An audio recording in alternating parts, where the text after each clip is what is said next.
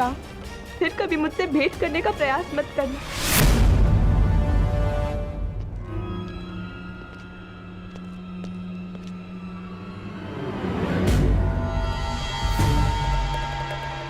ठीक है, मैं कभी तुम्हारे सामने नहीं आने का वचन देकर चला जाऊंगा। बस इतना बता दो, तुम्हें मुझसे प्रेम है या नहीं?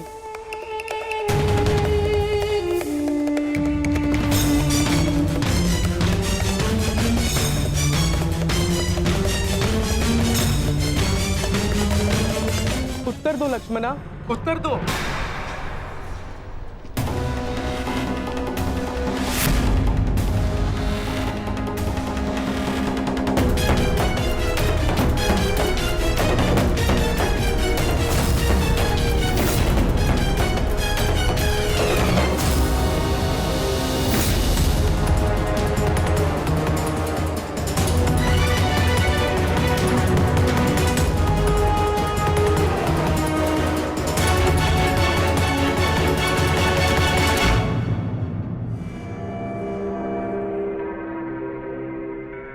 क्या हुआ?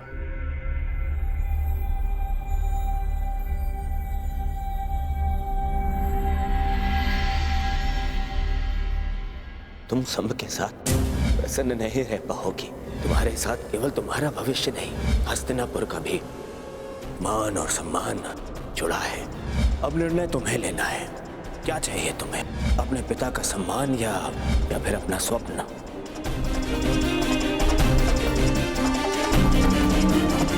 मैं ठीक हूँ काकाश्री।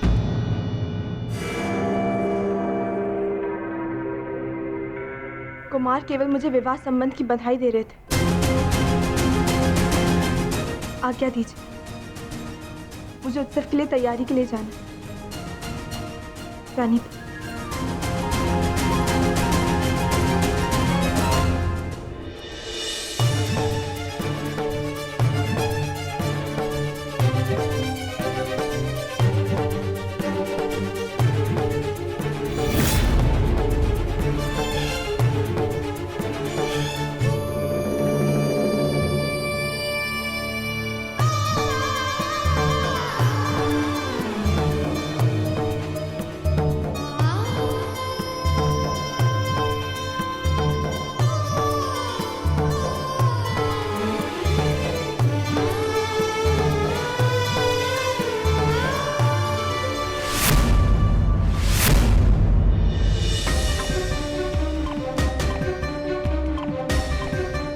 क्या हुआ साम?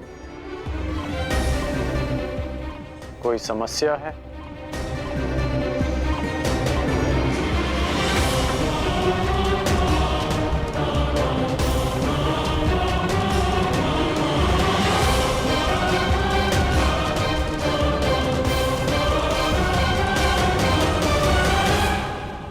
साम,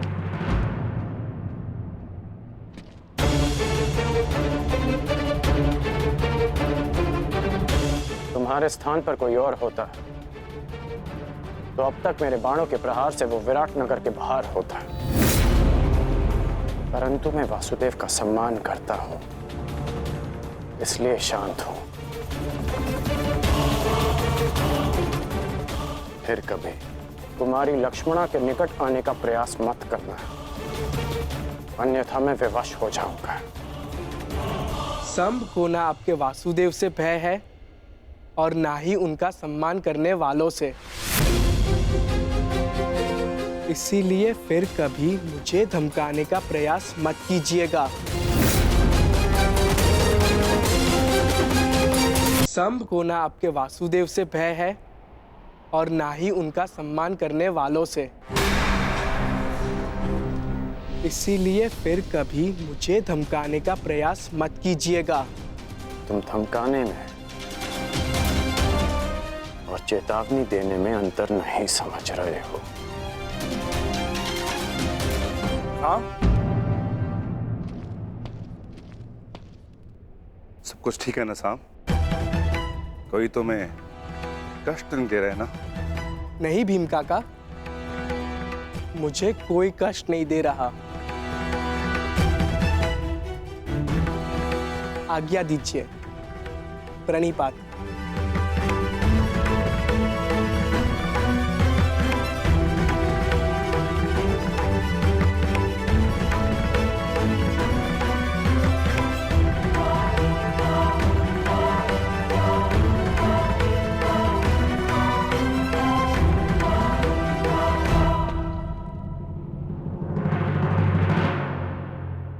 स्मरण रहे अंगराज, ये मेरे भतीजे अभिमन्यु के विवाह का उत्सव तुम्हारे रंगभूमि नहीं, कहीं भी पहुंचकर अतिथियों को कष्ट पहुंचाने का तुम्हारा पुराना अभ्यास है। यहां कोई भी विकट स्थिति खड़ी मत करना। मुझे स्मरण है कि मैं यहाँ अतिथि बनकर आया हूँ। यहाँ से केवल अतिथि लेकर लौट जाना चाहता हूँ। यहाँ चल रहे किसी भी प्रपंच का भाग बनने की मेरी कोई आकांक्षा नहीं। यदि यहाँ किसी ने विकट स्थिति को जन्म दिया तो मुझे उसे काटना अच्छी तरह आता है, और इसे तुम भली भांति जानते हो।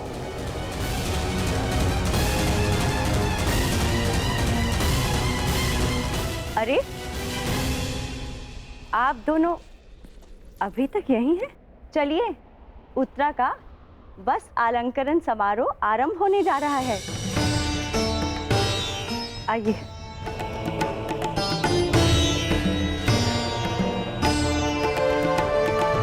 सुनो सेवक, जिस विशिष्ट भोजन के विषय में मैंने कहा था, क्या उसकी व्यवस्था हो गई?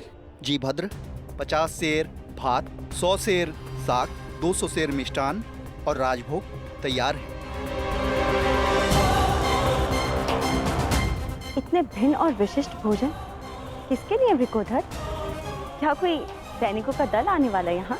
नहीं महारानी, ये मेरे पुत्र की क्षुधा शांत करने की व्यवस्था है।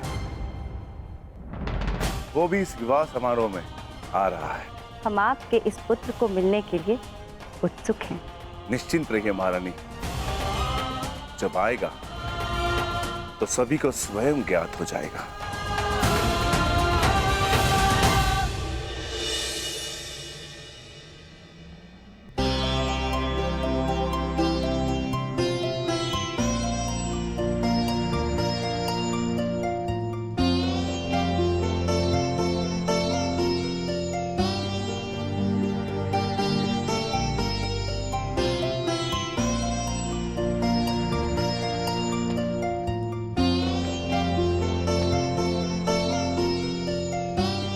और अब जो तुम्हें आशीर्वाद देने वाले हैं वो ये हस्तिनापुर के पर्यायवाची हैं।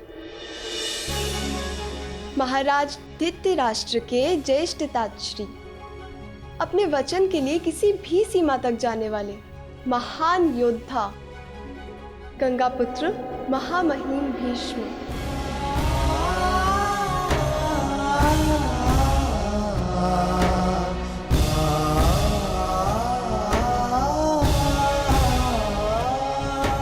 हाँ पुत्र, तुम इनसे जो आशीर्वाद मांगना चाहती हो मांग सकती हो। गंगा पुत्र अपनी नई पीढ़ी की प्रथम वधू को मनचाहा आशीर्वाद देंगे। प्रपितामह, मैं आप जितनी बुद्धिमान नहीं हूँ, परंतु जो कुछ घटित होते देखा है उसके आधार पर संभावना अवश्य है कि आने वाले समय में एक भयानक युद्ध होगा।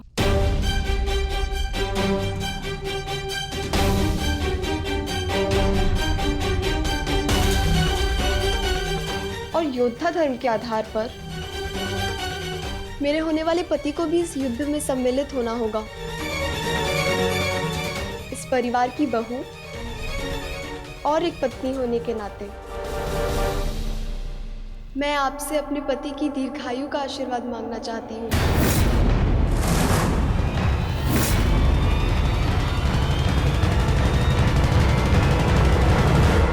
अरे अरे अरे, रुकिए पितामह।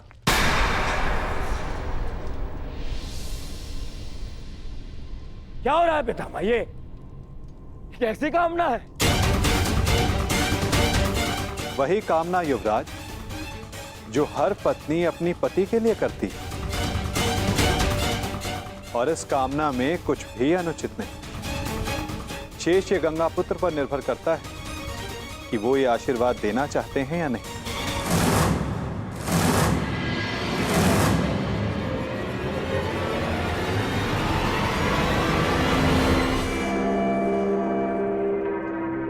पुत्री उत्तरा, मैं तुम्हें वचन देता हूं कि जब तक रणभूमि में यह गंगा पुत्र खड़ा रहेगा तब तक तुम्हारा सौभाग्य और तुम्हारा सुहाग दोनों पर कोई आंच नहीं आएगी।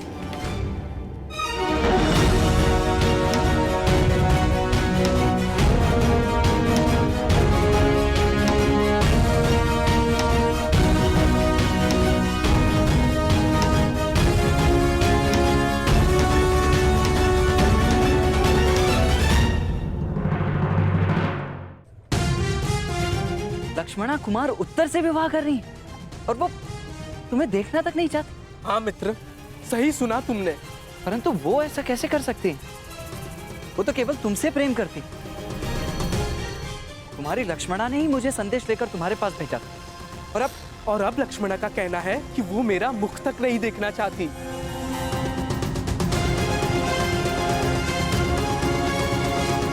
परंतु उसके कहने का तात्पर्य ये नहीं था। मैं समझा नहीं। उसने ऐसा कहा, परंतु उसके कहने का यह तात्पर्य नहीं था। मुझे तो तुम्हारे कहने का तात्पर्य समझ नहीं आ रहा मित्र। तुम नहीं समझोगे मित्र, क्योंकि तुमने अभी तक प्रेम नहीं किया। प्रेम में शब्द सत्य नहीं कहते। सत्य दृष्टि में छिपा होता है। और सत्य ये है कि लक्ष्मणा मुझसे अब भी प्रेम करती है। मुझे पहेलियां समझ नहीं आती मित्र। अपना मंतव्य स्पष्ट कहो। ये तो मुझे भी स्पष्ट नहीं। हर कोई भिन्न भिन्न खेल खेल रहा है। मेरे महान पिता का कहना है कि जो हुआ अच्छे के लिए हुआ। और गांधार राज का कहना है यदि मुझे युवराज दुर्योधन के समक्ष खड़ा होना है और लक्ष्मणा का साथ चाहिए तो मुझे उनकी भांति बनना होगा, उनकी भांति करना होगा। कुछ समझ नहीं आ रहा। मैं भला युवराज दुर्योधन की भांति क्यों बनूं? क्या करूं उनकी तरह? समझ नहीं आ रहा। मैं कैसे इस विवाह को रोकूं? परंतु मुझे ये पहेली समझ में आ गई है मित्र। मैं जानता हूं अब क्या करना है। क्या? तुम्हें अपने प्रेम पर पूर्ण विश्वास है ना? तो चलो मेरे साथ। कहां? लक्ष्मणा का हरण करने।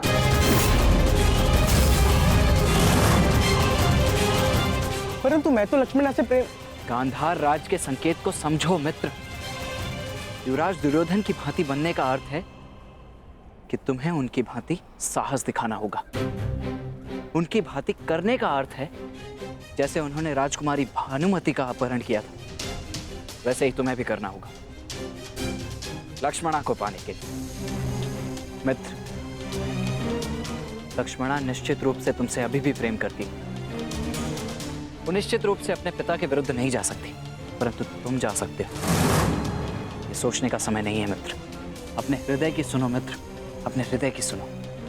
हमें सबसे पहले लक्ष्मणा को इन सब आयोजनों से दूर रखना होगा ताकि उसे यहाँ से दूर ले जाने के लिए हमें अधिक समय मिल सके। तुम समझ रहे हो ना मित्र साम? तुम सही कह रहे हो मित्र। मैं अपने प्रेम का बलिदान नहीं दूंगा और ना ही लक्ष्मणा को इतना बड़ा बलिदान देने दूंगा। आज पहली बार अपने पिता के पद पर चलेगा साम। हरण करेगा साम, हरण करेगा साम।